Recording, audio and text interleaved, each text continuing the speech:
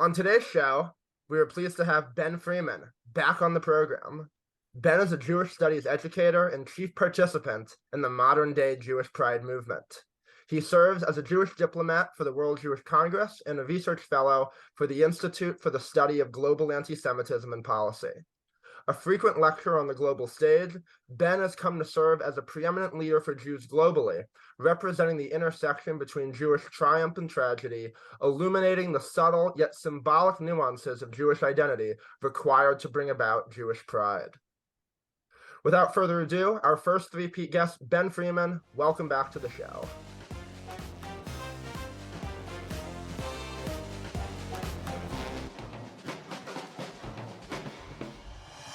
Thank you so much. Thank you for having me. I'm so honored to be your first three-timer. Yeah, applause. It's still so crazy to me that you guys are so tall because I only ever see you sitting down. And I think, oh, you're my height, but you're not. Yeah. No, yeah, Isaac's a very tall human being. Yeah, Yeah. you both are. We both The Jew aside, human being as is. Yeah. How tall are you in meters, Isaac? Do you know? What's the conversion? I don't know. 6'9", is it? Right, 6'9", so that's 2.43. They taught us the wrong measurement system and made American lives very difficult. Yeah, well, I would say I would give my height in feet, in inches. Oh, really? Oh, yeah. Okay, I thought, Here. so we're not alone. No. So yeah, welcome back to the show. Thank you. It's a dynasty now, as they right. say. And obviously, we're here to have a conversation, as we like most of our interviews to go. But we are also, of course, very specifically talking about your new book, Reclaiming Our Story, The Pursuit of Jewish Pride. Just right off the bat, why should I read this book? So this is the sequel to Jewish Pride Rebuilding a People, my first book that is the manifesto of the modern Jewish Pride movement. And this is a deep dive into the issue of internalized anti-Jewishness. And it's really one of the first books in a century on this topic. There have been articles, academic journals written on the topic, but not very many books, particularly approaching it from my perspective, which is, looking at a solution to the problem, i.e. Jewish pride. And it is, I think, essential reading for all Jews who are interested in Jewish identity, the state of the Jewish world, because this is an issue which affects all of us. Even those of us who feel proud of our Jewishness, that does not mean that we do not also interact with or experience internalized anti-Jewishness, because it's very complicated. For sure. And we're going to get into it, definitely. I don't doubt it. But I just wanted to backtrack before the book. You were, last two times we spoke, you were in Hong Kong. Yes. Right, where you were for how many years? I was there for 6 years in total. Yeah, a long time. Wow. Yeah. So what's happened since? Yeah, so I'm now living in move. Yeah, I'm now living in London. I think, to be honest, there were several factors about why we moved, my partner and I. One was his work. So that was a primary reason, but also the situation in Hong Kong was changing. Like, it was no longer the city that we moved to. My partner was there for 8.5 years. I was there for 6. So it was just rapidly changing. And we also had a very extreme COVID experience. Hong Kong was locked down basically more or less for 2.5 years. And you could travel, but with kind of extreme quarantine when you returned. So I didn't leave Hong Kong for 2.5 years. And I was back. So I was there for a year, was home looking after my father, who was ill, for a year. And then when I was back, I was there for 5 years. Half the time I couldn't travel.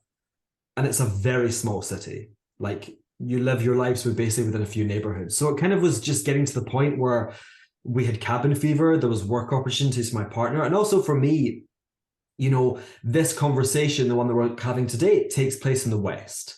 It's not really taking place in that part of Asia. And, I think I did a really good job of making having an input into the conversation, of taking a leadership position. But at the end of the day, this is where the conversation's taking place. So I wanted to be where the action is, so to speak. Yeah.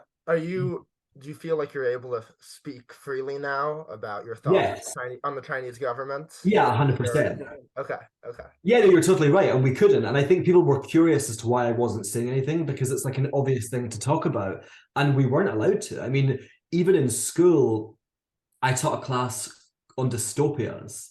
and we watched Black Mirror. Do you guys know Black Yeah. Mirror? Yeah, of We course. watch Black Mirror as kind of like it's the cheat. The teacher cheat is put on a movie or a TV show. There was a particular episode which is about social credit this first Yeah. episode is American. And, we chose a couple of episodes to watch to look at technological dystopias in particular. And my students kept being like, can we watch the one with, social credit? And we were like, nope. And it's crazy to teach a class in dystopia and not talk about China. And you couldn't even, if the kids would say, well, what about China? You'd have to be like, nope. We can't. I mean, there was a moment. I think there was a moment in our second interview or first, I don't remember which one. We tried bringing it up, and you were like, "Nope, not happening, guys." Yeah, no, and it's real. It's like a real situation. Teachers lose their jobs. People are arrested. It's not I think for many expats, it's still a great place to live. I think people are still enjoying that lifestyle, but there's an undercurrent there, which is kind of impossible to ignore, I think. So, and this wasn't planned, but I like where this is going, specifically talking about China, because it's so interesting what's going on in the way that they're kind of allied with everyone, and have major enemies from within. So it's like they have a weird relationship with America. Mm-hmm. They have a weird relationship with the UK, right, because of what they do. And then especially, so I want to talk about the relationship with Israel. I don't know how much you know about it, but I'm just curious, like, geopolitically, how does China, how do China and Israel get along? I know I've seen a lot of workers here. I live here now. And like, I see where I know that they're working in the subway in Tel Aviv. I know that they have a part of the Haifa port. So I'm just curious, like, is Israel sort of like at the helm of China, like a lot of countries are nowadays, or I don't know. I don't know if you even can speak to this. Yeah, I don't think so. I mean, I think that there are relations because there's diplomatic relationships. And I think there's probably economic relationships as well. I mean, you just spoke to them. But what's happening in other parts of the world is not happening in Israel. So like the idea, there was this conversation about the Bahamas, I think. So the Bahamas dropped the Queen or the British monarchy last year as their head of state. And, which is a good thing, right? Self-determination, great. But people were kind of making the point that they were like, you're ditching one colonial master in the form of Britain, but really you're going to China, which is another form of colonialism. And we're seeing that a huge amount in Africa in a really like devastating way, to be honest. The neo-colonization, if you call it that, of Africa is frightening. And as far as I'm aware, that's not happening with Israel. I mean, I think the reality is Israel's too powerful an economy. That relationship only really is able to take place where there is a developing nation. And China's also driving, what's it called? The poaching trade now, right? It's like Vietnamese, Chinese people who are paying for these animals to be shot because of like Chinese traditional medicine, for example. I mean, it's a really fascinating place because, as Jews, there's quite a lot that connects us to Chinese culture, actually. I'm talking about like traditional Chinese culture, but so much of that has been destroyed. And what you're left with is this dystopia. I mean, for us, go ahead. Yeah, no, Isaac, I think this is a good transition I'm just curious, like, if you can ask this question in the context also of like China and if anti-Semitism is. Yeah, before I get to that, I have one question that came to mind, just out of curiosity. Is Hong Kong an expensive place to live? Very expensive? Yeah, it's insane. I mean, I'm going to say London is extraordinarily expensive, and my partner and I, you didn't used to be. When I used to come home to the UK, when I used to travel anywhere, basically, it was cheap. And London is not cheap anymore, so that is kind of a rude awakening. But I used to say to my partner, like, we are hemorrhaging money. Because you could for sure live cheaper than we did. We lived in a very fancy area, like an expat area. We ate Western food. We went to nice restaurants. So, we were choosing to live that lifestyle. But it's the lifestyle, I am a Westerner. I'm not a Hong Kong local. So that dictated or informed at least how I lived my life. So it is unbelievably expensive. Got it. So you're living in London now. You were living in Hong Kong for 6 years. You've lived all over the world. Can you speak to the different manifestations of Jew hatred on different continents? Do cultural differences exist? Yeah, absolutely. It's huge. It's a really good question. It's fascinating because there is a Jewish historical context to parts of Asia. Obviously, Israel is technically in Asia, so there's that bit, but also further east, right? That, you know, there's a book called The Last Kings of Shanghai, and it's about the Kaduris and the Sassoons, and it's about how these Jewish families really kind of built, or at least played a part in building, you know, part like Chinese economy and Chinese like infrastructure, and you see it in Hong Kong. But there's very little cultural context to Jew hatred, and that's really because it's Christianity is certainly there now, but Christianity is not, let's say, inverted commas, native. I mean, we know it's not native to Europe, but it has developed in Europe for thousands of years. That's not the case with China. So I think that it's basically not Christian or Muslim. So it has its own context, its own very rich history. So to be a Jew in that part of Asia was very easy. You know, I started wearing a kippah there. Like, I think it was maybe 2018 or maybe 2019 when I started wearing my kippah, and no one said anything. And sometimes I would get people saying to me, like, why are you wearing a small hat? I kind of loved it because I'm like, and you know, maybe I don't know how you guys feel about this. Sometimes I'm like, it's obviously nice to share, and I love sharing with my non-Jewish friends, but certainly it's like, you know what, like, stop talking about us. Like, there's like 15.8 million of us now. You don't actually need to know what this is. You live in Hong Kong, it's cool. And that was really great. I mean, there was a couple of instances, there was particularly instances in international schools, but again, you have that Western or kind of Middle Eastern influence. But yeah, it doesn't really exist in the same way. You see philo-Semitism, and they think that, like, oh, the Jews are rich and powerful, therefore we can be rich and powerful. Right. So they kind of like, there is that, and that can very quickly turn to anti-Jewishness, but it's not the same. Here, I'm hyper aware. I wear this when I'm again David, and I wear it out, and I wear a kippah when I've done my hair. And somebody asked me the other day, I did an interview the other day, and they said, why do you wear it? And I said, it's, you know, I want to be marked as a Jew. I want to move through the world as a Jew. And historically, traditionally, we've been marked as Jews to segregate us or humiliate us. I want to proudly wear this as a badge. You want to flip it? Precisely, 100%. But I'm so aware of it here. Like, whenever I walk past a group of people by myself, I'm like I walk really quickly because I'm hyper aware that, you know, they know I'm Jewish, and I'm with my back is to them because I'm walking in front of them and I'm by myself. And people have said stuff to me here. I've had no physical violence, but I've had comments, like a few times for sure, and that never happened in Hong Kong ever. Right. So interesting. I know you mentioned the philo-Semitism, and like I heard through Dara Horn on the podcast about her book, a story about the Japanese. Yep. And how right, and that's like so just for the for the listeners, or just quickly summarize, it's essentially the Japanese became obsessed with Jews right after the Russo-Japanese War, because what's his name, Schiff, the American Jewish like businessman, basically saved Japan, and so Jews, like what was his first name, something Schiff, and this is actually when the Elders of Zion gets written by the Russian commanders that felt like screwed over by what happened. It's such a crazy story. And then the Japanese become obsessed with Jews. And they think that Jacob Schiff, thank you. And so they think that all Jews are like this, and all Jews are rich, and they praise Jacob Schiff. They give him the highest honor that the Japanese give. They don't give it to foreigners. And then once the Elders of Zion gets translated and passed around Japanese during I think World War I, but I don't know if Japan was even fighting in that, but I don't know. It got distributed within Japanese ranks. Yeah. And they were like, oh, it's Jacob Schiff. Like this, it's true. We saw this. He saved Japan, blah, blah, blah. And then they were trying to figure out like the Jews' success.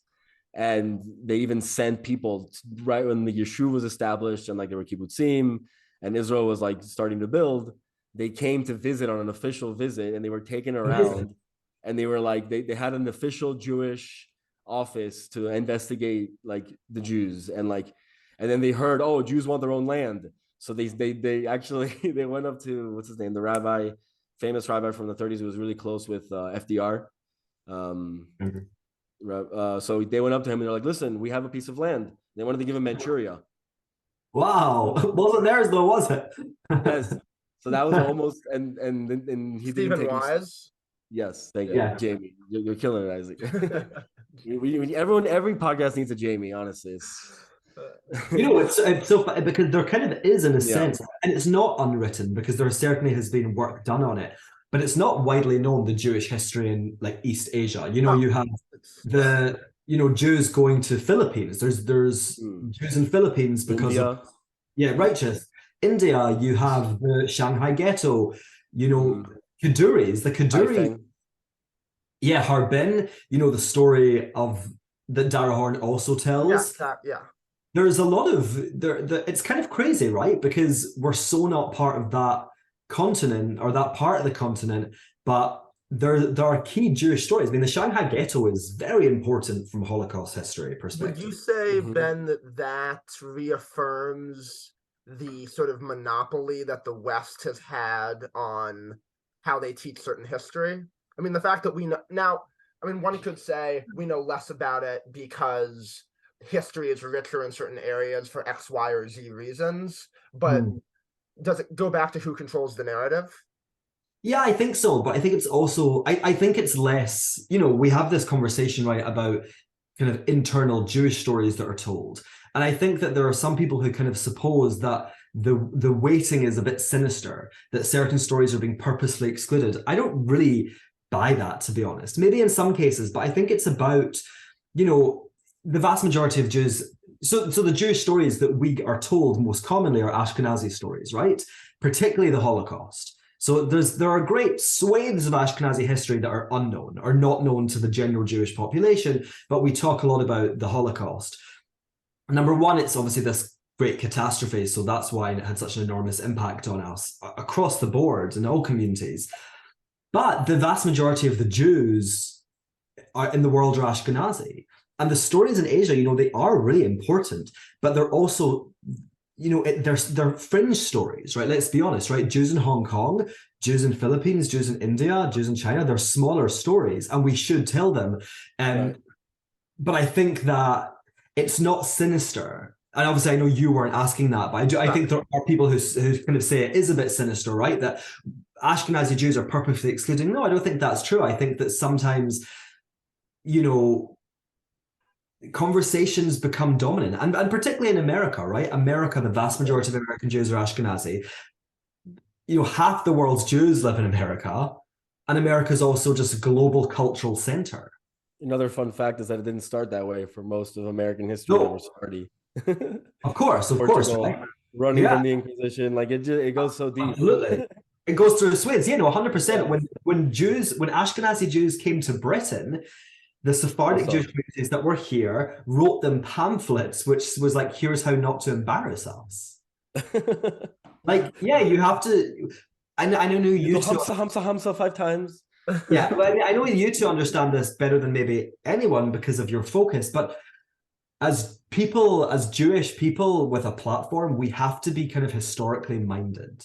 And of course, you want to address the issues which are currently affecting our community. But as you say, things change and things develop and things evolve. So you kind of have to always be aware of that. But yeah, I mean, I didn't really know about the Shanghai ghetto before I went to Hong Kong. I was vaguely aware of it. Or the Ho Feng Shan, or there was another righteous from East Asia. There's a couple, it's fascinating. But and we have to tell those stories, but it's not, I don't think it's out of badness that they're unknown. So this is a perfect transition to talk about the book a little bit, about telling our story, right? Reclaiming our story. So when do you feel like Jews sort of lost control of the narrative, I guess externally and also internally, if we have? I think in the West we have, to an extent, and I think that the Enlightenment has a lot to answer for. And it's a really difficult thing to talk about because Enlightenment, It led to emancipation, which obviously freed us, which is a good thing. We're all happy about that. But it also, as I say in the book, it was like laced with preconditions that we didn't actually agree to. It wasn't really an altruistic thing. It was a gesture by the wider world, but it wasn't one that was totally free of conditions. And I think that is really what happened. Like, that is really when this story takes a very kind of key modern face. As I say in the book, there are examples all throughout our history of Jews who experienced manifested internalized anti-Jewishness. But it became this kind of pandemic, let's say, in the 19th century, I think. And, when emancipation happened and there was a shiny new world open to Jews, and we wanted to join it because obviously we'd been living in ghettos and shtetls, and we mustn't romanticize that. I think there's, particularly within Ashkenazi stories, there is a tendency to kind of romanticize that experience. And we can recognize that it was an enormous cultural experience, but also one that was deeply tied to our oppression, that specific, like the ghettoization. Well, are you, and what you're referring to when you say romanticizing, are you romanticizing the Haskalah movement, or are you romanticizing the Hashtetl and the... Yes, actually, I mean both, right? I was kind of talking about romanticizing the shtetl, but yes, people also romanticize the Haskalah, the Jewish Enlightenment, and right, because it's connected. It's for sure. It's Jews being, and then the Jews are like, okay, we're free now. We're going to create our own version, right? Absolutely. And there was a part of that which was deeply rooted in Jewish pride, but there was also parts of it which were deeply rooted in internalized anti-Jewishness. And I think that is when this story, that's when Reform Judaism emerged. That's when we start to see Jews deny our nationhood and solely identify as just a religious community. That's when 100,000 German Jews converted. Right. This was a period of the erosion of Jewish life. And it's a great tragedy. And we're not, and I think that the most important thing is that we talk about this with empathy. There's a celebrity called Jamila, I think. She's an actress, and she spoke about Rishi Sunak, I believe, who is the British Prime Minister, who is Indian, of Indian descent, and she kind of referred to him, she's also from Indian descent, I believe, and she referred to him via a slur. And it was kind of inferring that he was like an Uncle Tom, right? And I think it's, we make a mistake and we do ourselves a disservice when we talk about this subject, even painful aspects of this subject, without empathy. We have to understand why they did what they did and understand that and not demonize them. We can certainly critique, but we have to understand the mindset and the context in which these Jews existed. Yeah. Right. It's interesting you bring this up, and as of this recording, a story comes to mind. So tonight and tomorrow, it's the yahrzeit of the Alter Rebbe, the first Lubavitcher Rebbe of the lineage, the one that everyone knows being the seventh. And there's a very interesting story where he lived at the same time as the early Napoleonic Wars, when he started invading Eastern Europe and expanding and everything. And the Alter Rebbe saw Napoleon as more of a threat to Jewish life than the Tsars, who were threatening him with jail and with killing and wouldn't do anything when there would be pogroms. He saw where he lived, he saw what was coming at him, and he said, we don't want that. We definitely don't want this. We definitely don't want that. And he he had Hasidim become spies. And we're talking about and it's just a crazy idea, because what did Napoleon promise? Napoleon promised equality, right? Fraternity, equalité, farité. I don't speak French, but it's this BS equality that we're talking about of you're equal as an individual, but you're not equal as a nation, as a Jewish nation. Yeah. And they deny that.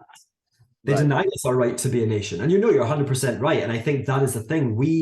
There's a great nuance in this, because exactly what you're identifying, we didn't want the Tsar, but we also didn't necessarily want Napoleon.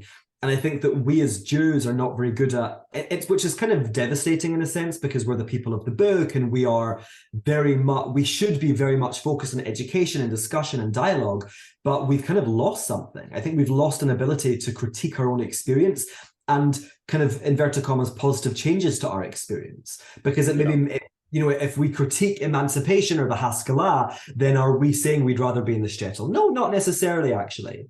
But we're not necessarily saying that we want assimilation. Assimilation is our enemy, and we need to understand what words mean. Assimilation is not the same as integration. Assimilation is the shedding of one's identity. Integration is the kind of, having a dual identity, a British Jew, American Jew, for example. They're quite different. Assimilation is the Jewish enemy, whereas many of us would want to integrate. Like, I'm British Jew, right? So to an extent, I have integrated, but I've not assimilated. And what's interesting? Uh-huh. I'm remembering that we have a question about a quote, but because you're mentioning diaspora like communities, right? But I live in Israel, and I can tell you, even here, you don't necessarily identify as both. Sorry, like you could relinquish your Jewishness even in the land of even living in Israel as a Jew. Yeah. And sorry to interrupt you. I think what you're saying is really interesting, because I remember someone asked me about my first book. They're like, "Who is this for?" And this was before it came out, and I kind of naively was like, "Well, I think it's for fairly secular Western Jews in the diaspora, not Israeli." And that was naive, because actually I know Israelis who have read the book and they said it spoke to them. And that's why in the second book, I don't have an Israeli in my interviews, but I have an Orthodox woman, because I wanted to be like, no, this issue, these issues affect all of us. It isn't just, Reform communities in America or in Britain. These are issues which all of us interact with, including Israelis. And again, that's another conversation, right? About how do we have that nuanced conversation about Jewish identity in our state, in our land. Yeah, Isaac and I were talking about this off like just a regular phone call yesterday, and it's pretty disrupted right now, I want to say. Like, sure, what does it mean to be a Jew? What is Jewishness? At what point this is a question that we have for later, because we want to get back to your book, but just keep it in the back of your mind. But something that we've been talking about is Israel a Jewish state, or is it a state with a lot of Jews? That's the question. But back to the book. So from the book's beginning, you discuss the phenomenon of Jews internalizing their Jew hatred, sort of blaming themselves for the anti-Jewish racism propagated by the non-Jewish world. And at one point you write, I'll just read a short paragraph, due to the universality of post-Enlightenment values, Jews were perceived to be obstinately Jewish unless they yielded to the pressures of the non-Jewish world. The idea of Jews standing up for themselves is perceived as being a contradiction to being a modern enlightened person. Some Jews have internalized that Jews prioritizing Jewish experiences somehow puts us at odds with the rest of humanity. This is a ridiculous and hateful proposition, end quote. So Jews who have internalized such Jew hatred should use their Jewish pride, of course, as a repellent. But what are some effective ways that Jews can counteract this prejudice on a day-to-day level? I think it's a really good question, and it's something I very much considered for the final chapter, because my work really focuses on a solution. It isn't just being like, "Hey guys, there's a problem. Good luck." That is a bit negligent, to be honest. I think that there's several things we can do. I think that on a day-to-day basis, we have to be interacting with our Jewishness thoughtfully, both from an action perspective, but also from a kind of more cognitive, intellectual perspective. Like, we have to think about it. I think about how I move through the world as a Jew. I make choices we spoke about before. I wear my Magen David, I wear kippah. I think about the way I describe my Jewishness to my non-Jewish friends or to people I meet. And I think that's it. It is so front and center in my mind. I think it has to be. It cannot just be something that exists in the back of our heads that we don't really give too much thought to. So I think from that perspective, it's really important. But also, I think each of us should choose something to do a day that is Jewish. And I think that there's Jewish people, secular Jewish people, who are scared of that, right? They're scared of that idea. That's not me saying keep kosher. I actually, I was raised kosher, and I was kosher till I was about 25. And then I had a decade of eating non-kosher. And that includes pork and shellfish. And maybe it was a few months ago. Anyway, at some point I decided I'm going to give kosher a go again. And the reason I did that And I want to say, I view the Torah as a historical document, not a document given by God. Hashem. I view it as a historical document. And the reason I decided to keep kosher light, as I call it, is because I wanted to remind myself that I was a Jew. So when my partner and I go out for dinner, I wanted to make sure you two are typing to each other. I can see you laughing. Don't think I was a former teacher. I don't think you can get it past me. I wanted to remind myself that I'm a Jew, because actually, if I'm out with my partner, we're having dinner. It's not about you forgetting, but it's not necessarily front and center. I wanted to really consider how I was living and representing my Jewishness in a way that was not solely about Jew hatred. So much of our work is about fighting Jew hatred. So the way I say to people is, Jewishness is a buffet table. And there's so many different things on this table, and each of us get up off our seats at this huge simcha we're at, and we choose something. And even if we have similar backgrounds, we might choose different things. That is how I think we should approach our Jewishness. But we have to be choosing from that table. You can't be down the street at another table saying, oh, I'm, choosing from the Chinese table. That's not really how it works. You have to be at the Jewish table, choosing from the diversity of our culture, our civilization. And there is something for everyone. But I do think that we should do something every day that roots us into our Jewishness. We have to cognitively center our Jewishness. And ultimately, we have to make a choice. It is a journey we choose to embark on. And that's something I think we have to do every day.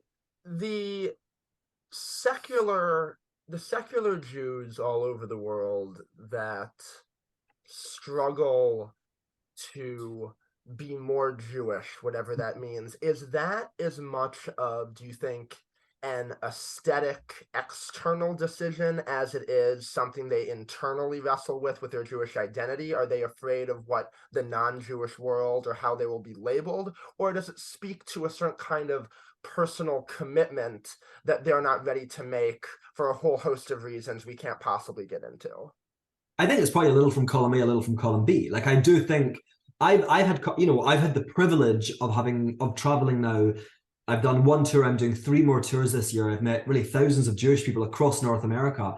And there is a struggle that takes place. There is something that we're thinking about, because I think on some level, we know that we're different. We know that we belong to a unique civilization, and we know that we are hated. And I think that Jews do make choices, and sometimes they're subconscious, but I think on some little level, there's a conscious thought. I remember being in Hong Kong, and there was a person in administration in the school who was a Jew from New York, and we bonded, obviously, because 2 Jews in Hong Kong. And I would go up and exactly. I would go and have a wee chat with him, and I really liked him. And I remember talking. I don't know when it came up. The conversation about Jews being white came up, and he is an assimilated Jew. His children were not raised Jewish. And he said to me, which I thought was fascinating, he said, I never felt comfortable ticking the white box. And I thought, even you who are so assimilated, whose own children, because I taught his kids, whose own children will refer to you as white, who has chosen not to raise your children Jewish, there is something inside you which you're grappling with. I think, unfortunately, Jews are not empowered. Jews have not been educated to really have this battle, but I think it's there. There is something happening inside us. I experienced it. I mean, this just begs the question, what is a Jew? What is Jewishness? And I feel like we've been talking about it. There's a chance that we might even define it differently. For the record, when we were typing to each other, I was complimenting you, saying, I love, you almost sound like a Chabadnik of go out, internalize your Jewishness, learn what it means to be Jewish. I was just on a different podcast talking about this, Thinking Out Loud podcast, hopefully, but my friend Mendel Silverman, he was asking me, he's like, he's like, is combating anti-Semitism a thing? And I'm like, honestly, I don't think it is, because we've been working our butts off and repeating those words and saying all these things and getting really mad when certain people say certain things, and yet it doesn't make a difference. But what does make a difference? When those same people that hate you and are talking about you see you in the street wearing a kippah, or putting on tefillin, or giving tzedakah, or lighting candles for Shabbat, all these different things that that's what it means to be Jewish. Creating community. And it's not a religion. It's not a religion the religion isn't about fighting anti-Semitism. No. That No. certainly has to be a component, It but never that's will. not, No, Dan, it's so you don't not Jewish. define, you shouldn't define your faith by, No. We are literally commanded to be happy. Mitzvah liyot Yeah. b'simcha. Tamid. But even the word faith, that is not a word that is really relevant to our relationship with Hashem. It's a Christian idea. So much of the way we view ourselves is through the lens of Christianity, and that, in a sense, like, it makes sense, right? We are a minority, a numerical minority, right? Not just in how we're treated. And that was the first section of the first chapter, the broken mirror. They tell us who we are and we believe them. We see ourselves through their lens. And you do have to. That was the reason I started keeping kosher, because I was like, my work is so, yeah, of course, about 50%, maybe 60 even, is about Jewish pride. But I do a lot of work about combating Jew hatred. I do not want that to be my Jewish identity. I do not want that to be the sole expression of my Jewishness. So I keep kosher to an extent. I mean, I'm still not fully.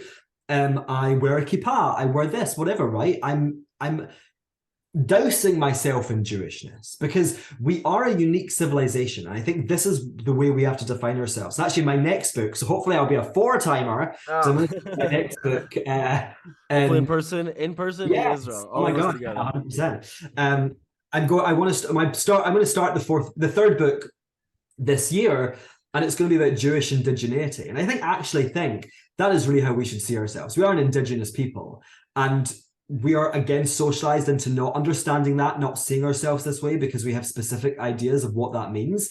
But if you look at kind of the definition or the criteria one needs to fulfill to be an indigenous community, it's like it could be written about us. And you know what? And I tell the story that I remember being in Glasgow, and it was Rosh Hashanah, and it was like a military operation in my house. And it was that kind of like British, it was a very formal, the silver came out. It was very, very formal meal. When Christians are like, oh God, the Christmas meal, it's like, we do that all the time, just relax. Every week. Exactly. And I remember my dad being sent out. I mean, it kind of, reflecting as an adult, the work disproportionately fell on my poor mother. And my father was sent out to get fruit. And it was always, don't forget the pomegranate. And we were in Scotland eating pomegranate, celebrating New Year in September, October. I used to understand indigeneity as we were just from there. But that's not the case. We're not just from there. We are rooted there. As we were, as a Scottish Jewish family, honoring our civilization and being connected with a land, even thousands of miles away. That is, that to me is what we are. And of course, there's a religious element to it, but that is fundamentally what we are. We're a civilization, an indigenous civilization. Well, that's certainly a clip. That was a clip. So you talked about our civilization, indigeneity, where it's an undisputed truth that we are indigenous to Judea, to the land of Israel. So let's sort of talk a little bit about what's been going on in the Holy Land recently. We want to get your thoughts. So we have a new coalition government. Yeah. There were a lot of people took to the streets. Some say up to over 100,000 in Tel Aviv on January 14th, depending on when this comes out, so we can contextualize when that protest took place. Protesting specific policy measures. And, what do you make of this? Can you speak to the direction that Israel's headed? What are your thoughts? Where do we go from here? I think that, number one, Israel's a democracy. Yeah. And I think Jews all over the world need to understand that and respect it. And I think that, and I've seen people say this makes me doubt the new government makes me doubt my Zionism, which I find to be incredibly foolish. Because, governments are elected literally all over the world, and some people really like them and some people really hate them. We have an election a year. Yeah, and Israel loves democracy. Although Britain kind of was pipping Israel to the post this autumn. We were making Israel look stable. Competition to see who's going to ruin the parliamentary system first. Yeah. I think of course there's people in that coalition that I very strongly disagree with. Obviously, Ben Gvir, and I was mispronounced his name, Schmutrik. Is that correct? Am I saying that correctly? Smotrich. Schmutrik. Okay, that, yeah, right. You can just lip sync me. Yeah.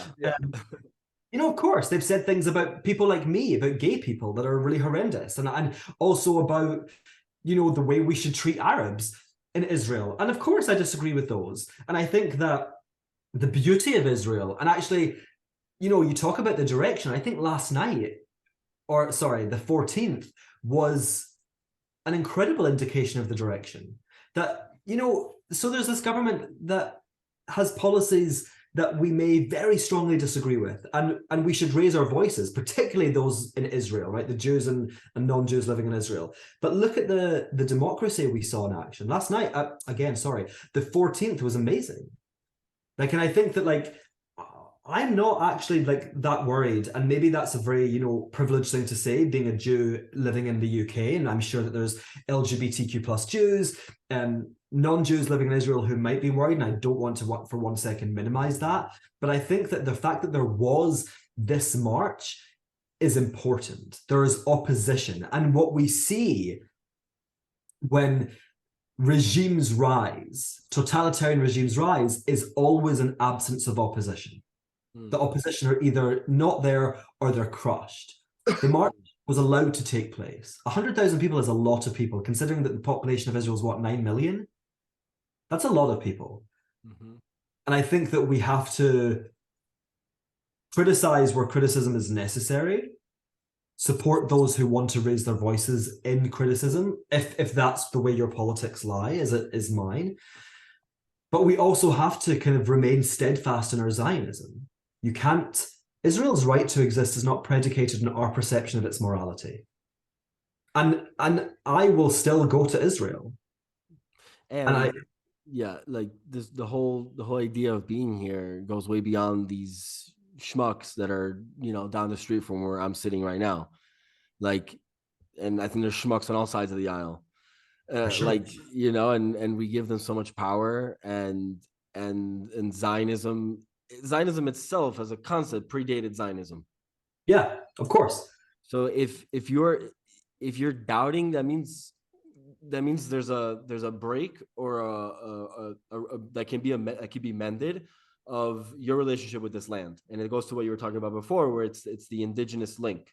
Yeah. Where almost it's like, and this is how I feel living here, and like I tell Isaac this and different people, you know, if anyone asks me about it, like, so much of the politics are so toxic constantly, no matter who's in power.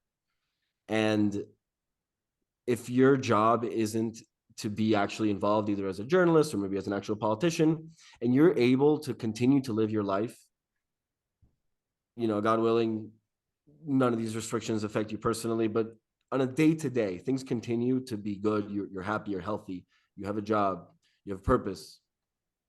It's so important to in my opinion, I don't know, I've been really into positive psychology lately, to really focus on those things. And it's like, and I guess this is a message for my friends that, you know, that may be really personally affected by this. And, you know, obviously we hope for no discriminatory policies, which is then that enters into your life pretty directly. But on a day-to-day, it's like, don't let it affect the day-to-day. Continue to live your life. There's probably going to be another election very soon. and like, just remember why you're here. Remember why you live here. That's sort of like what I hope people can take away.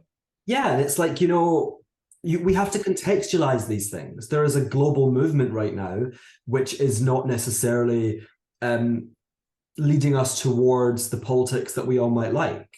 You know, it's extreme on all sides of the aisle, as you said, and all over the world. There is something happening, right? That's where we are. And I think we as Jews have to kind of reconcile this idea, that Israel is our indigenous land, and it's also a modern sovereign state.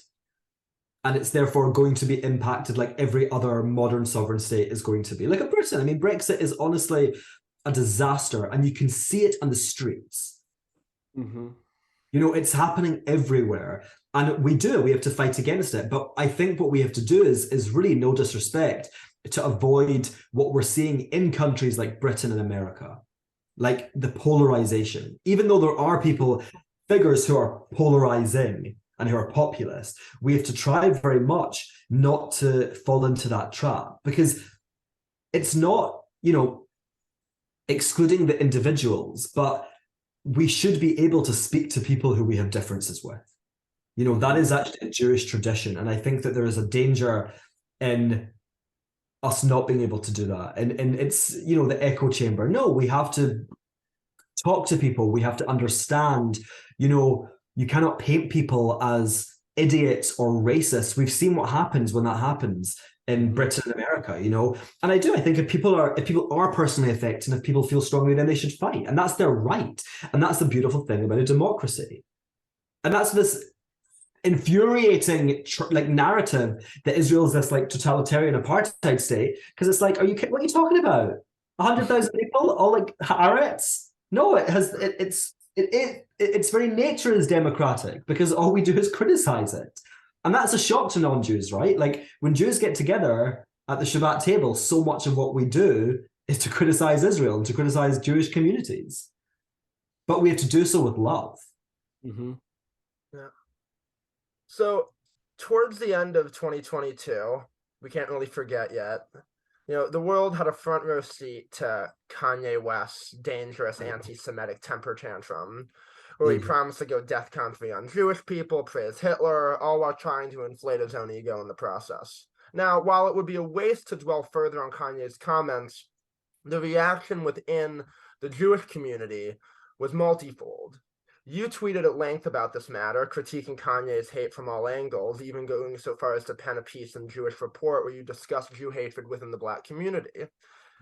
However, an invitation to the LA Holocaust Museum for Kanye backfired with more anti-Semitism. Black celebrities such as Kyrie Irving retweeted a documentary which promoted Holocaust denial, and Dave Chappelle fanned the flames by belittling anti-Semitism and making jokes about Jews that, if the roles were reversed, could never make about Black people. While we hope to live in a world where bigots cancel themselves, what do you make of the Jews' multifold response, and how can we move forward and move on? I think it was interesting what you're saying about the LA Holocaust Museum, because I was actually in LA doing an event for them that night, and the director had to leave my event to go and deal with this like social media firestorm. I understand and I respect people who want to reach out and educate, for sure. I think that's honorable. There are some people who are beyond the pale, I think, and I think the reason I think Kanye is beyond the pale is because of the repetitive nature. You say one thing, okay, you misspoke, he made a mistake. Same with Whoopi Goldberg. Right. Great. I think she knows what she's doing. I think what Whoopi Goldberg said in December, right, was incredibly significant. And not actually because of what she said, but because the fact that she said it twice in the same year after being suspended for 2 weeks. So they, to me, are beyond the pale. Listen, I think if people want to reach out, totally fine. There was also a response that you didn't mention, and it was Jews saying, don't say anything, keep your heads down, because if he is cancelled, these narratives about Jewish power will be proven as correct. And I think that is a shameful response. And I think we have to start speaking clearly and plainly. That is pathetic and it is shameful. We are allowed. No, we must stand up for ourselves. No one else stands up for us. You know, we had a couple of celebrities, Reese Witherspoon tweeting, I stand with Jews. This was not to the same level as other social justice movements that we've seen. We are always underrepresented. It's what Badil said, Jews don't count, and he was right. And it is shameful for Jews to say, oh, we should just keep our heads down. It is cowardly and it is dangerous, because what that then shows us as other Jews or our youth is that we do not deserve to stand up for ourselves, because we do not deserve to be treated better.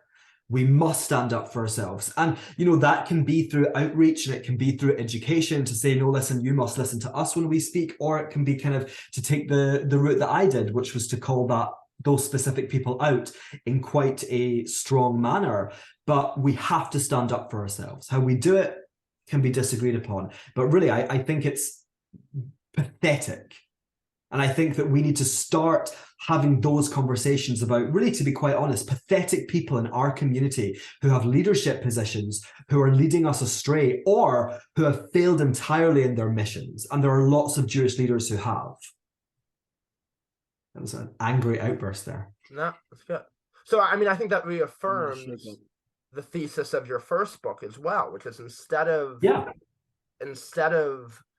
one channels anti-Semitism, not by Holocaust education, but by Jewish pride, by Yeah, broadcasting, who you are.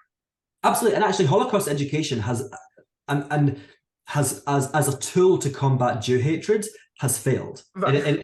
And actually, it was never the statistics told us it wasn't working over a decade ago. We should talk about the Holocaust to learn about the Holocaust, and we should talk about Jew hatred to learn about Jew hatred. And when I taught classes on the Holocaust or courses on the Holocaust, I would not get, it was a 3-month course, I would not get to the Nazis until week 4 or 5. And that was really dependent on how strict I was being with time. Like we did historical context for the whole first month. Yeah, and it does. And we deserve to be treated better. That's it, period. The way we are treated, the way we are spoken about, things that are done to us, things that are said about us, it is wrong. And we deserve to be treated better. And that means knowing that and standing up for ourselves and to say no. And there's different ways to do that. Sometimes I will stand up for myself in a way which is much more educational, and you educate without judgment, with boundaries, but without judgment. But sometimes you have to be really strict and say, no, I'm sorry. What Whoopi Goldberg is saying is racism. Because we have to understand, this conversation about the whiteness of Jews, we have to talk about it for what it is. It's not about the color of our skin. I believe it's about the position that we take in this hierarchy of oppression, and it is another example of Jews being racialized. So Whoopi Goldberg on The View, or whichever show she was on, racializes Jews and says it's white on white crime. Shut up. You know nothing about us. Stop talking about us. Right. And I think that we have to start being... Change your last name too while you're at it. Yeah, Karen, literally Karen Johnson. It's disgusting. And there are Jews who say we shouldn't say anything. No, and what is happening is that Jews all over the world, I believe, but particularly in North America, are waking up to this historic reality of what it means to be a Jew. If we refer to the Haggadah in every generation, there are Jews, particularly in America, and we understand why this happened. There were Jews who felt that they were the first Jews to ever kind of escape this historic trend, and they're now realizing they're not. And the reason that Jewish pride has become such a powerful movement is because it is a kind of solution, because as you said, Meyer, Jew hatred is not a Jewish problem. It is a non-Jewish problem. We fight it to keep it at bay, number one, and number two, to reclaim our dignity and because we know we deserve better. We're not necessarily fighting it to defeat it because we cannot. Yeah. Our work is to be proud Jews. Yeah, you brought up the Haggadah, and now, soon the next holiday, the next big holiday is Purim. And when we talk about what we read in the shul, not in the Megillah, but we read is a special maftir, the special last couple of verses, and it's always about the tribe of Amalek, who describes that they chased you in the desert, they went out of their way, they had heard about the plagues, and they specifically said, I want to go up against that. No, everyone else was scared of us, and Amalek said, I want to go up against that. It seems too good, and it's that. It doesn't make any sense, right? Why would they attack? So it says, remember what Amalek did to you in the desert, and Haman is a descendant of Amalek. So the bad guy in Purim. So it's really important. But then it says remember and erase, right? So that paradox of remember Amalek and then erase their name. So how could it be that we're remembering if we're erasing? So it's remember what they did, don't forget about it, and then move on. Yeah. Put them behind you and move on with your head up high, knowing this is your origin story, and there's only one direction, that's to the promised land. And we're not victims. I sometimes worry because obviously I talk a lot about Jew hate and I give lectures on it, and I always say in those classes, we're not victims. We are survivors. And actually, what's more, we have thrived culturally. I mean, think about the incredible cultures that we have to draw upon as Jews today. Now, just to be clear, I don't think I necessarily disagree. one can be the victim of an experience without defining that Sure. experience as being Absolutely. a victim. Yeah. Absolutely. Yeah, I mean, I try to avoid the word victim in But, no, general. of course. But you're totally right. Yes, we have been on the receiving end. We have experienced. We have been victimized. Right. But I think in those things, it's about what is done to us. And I think that, yeah, you're absolutely right. To be a victim is an identity, actually, and you can have been victimized and still not be a victim. And I think that is. This is the thing. We have to, the second book is called Reclaiming Our Story, The Pursuit of Jewish Pride, because we have to reclaim our story, our narrative. Even in the Holocaust, we see the Jews through the eyes of the Nazis. There's an exhibition on in London right now called Seeing Auschwitz. I think I'm speaking at their Holocaust Memorial Day ceremony.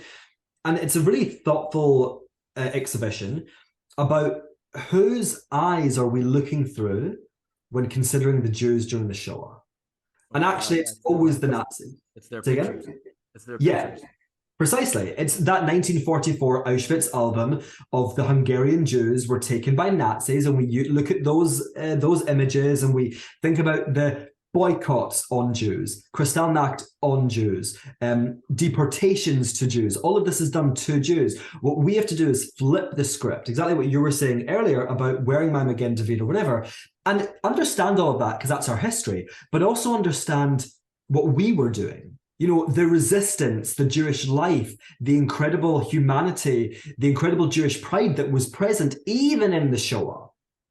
And we have to, even if we're thinking about our destruction, there were incredibly courageous Sonderkommando who recorded what was happening. The Sonderkommando were the Jewish men who were chosen to take part in the Nazi killing machine. So either digging graves or burning bodies or working the gas chambers or the crematorium, depending on where they were.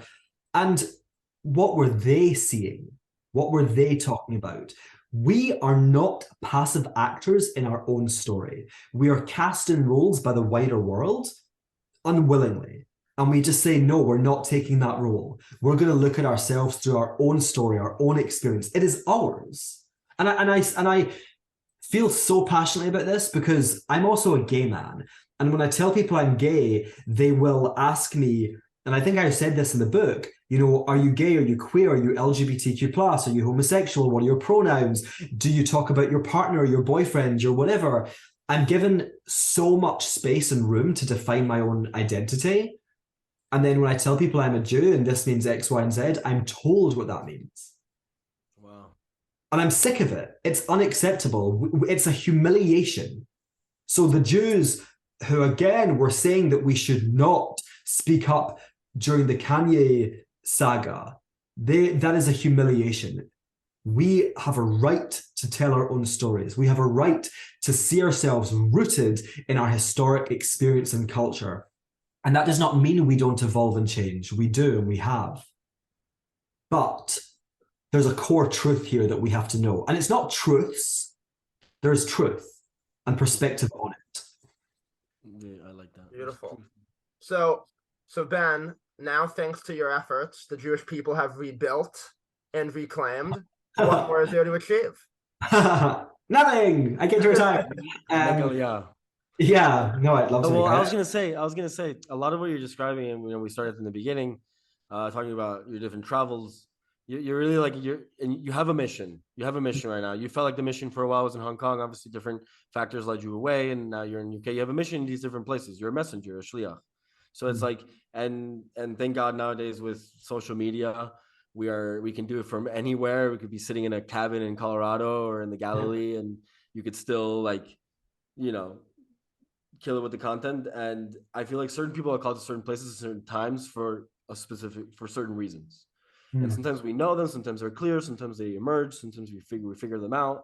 But it's important to it's when it comes to, at least what I just mentioned of like moving to Israel, it's really important to not move here unless it's important to not move here if you're needed elsewhere.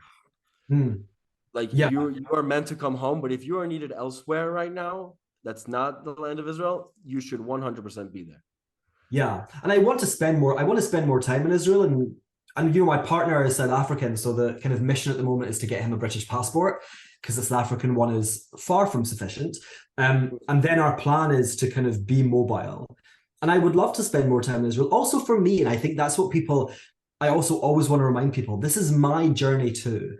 I want to spend more time in Israel because I'm a Jew. It's not just about, telling other people what to do. No, this is for me too. So actually, speaking of Israel, my third book is going to be the third and final part of this trilogy, Jewish Pride trilogy, and it's going to be about Jewish indigeneity, because I think it's about understanding who and what we are, and taking pride in it, and knowing our story, and being able to talk about the complexities. There is a diasporic experience, and there has been really for like thousands of years, right? Way before the Romans came along.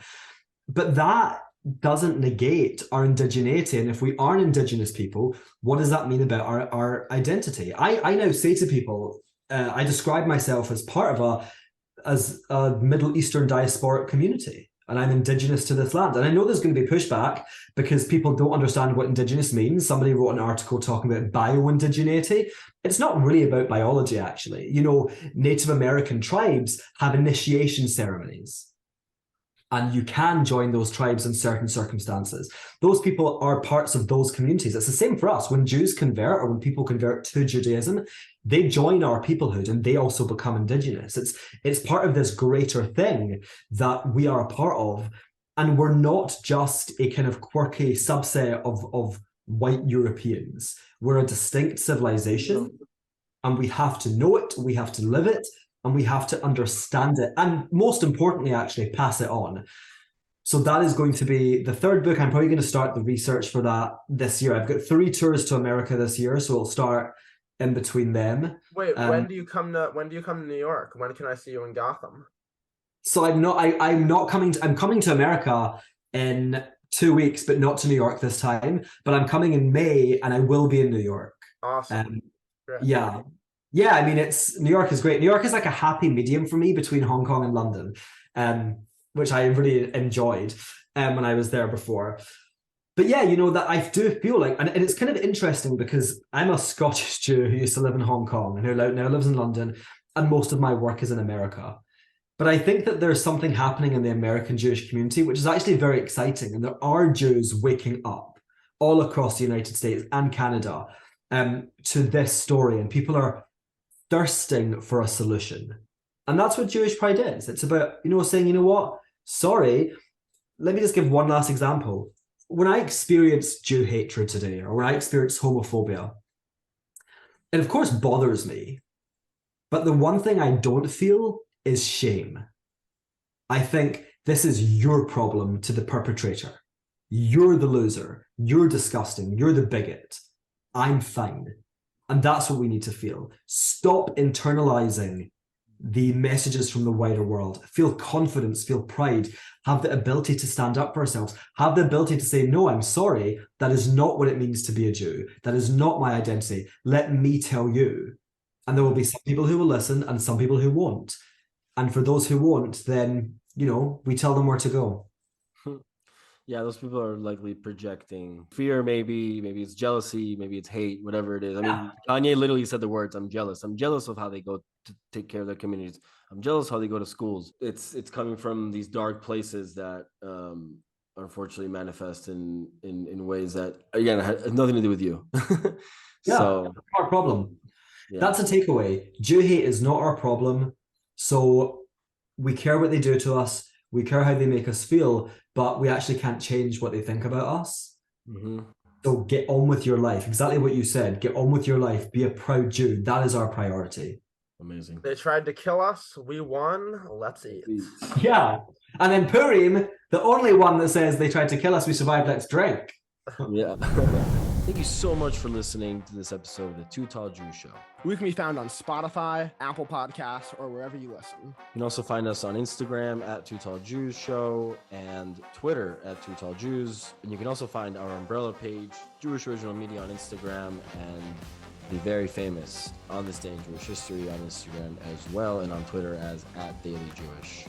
You can find a link to support us on any of our link trees on Instagram or Twitter or even YouTube. Any and all donations are appreciated. and will help in development of all of our content, all of our projects. So thank you for that. See you next week.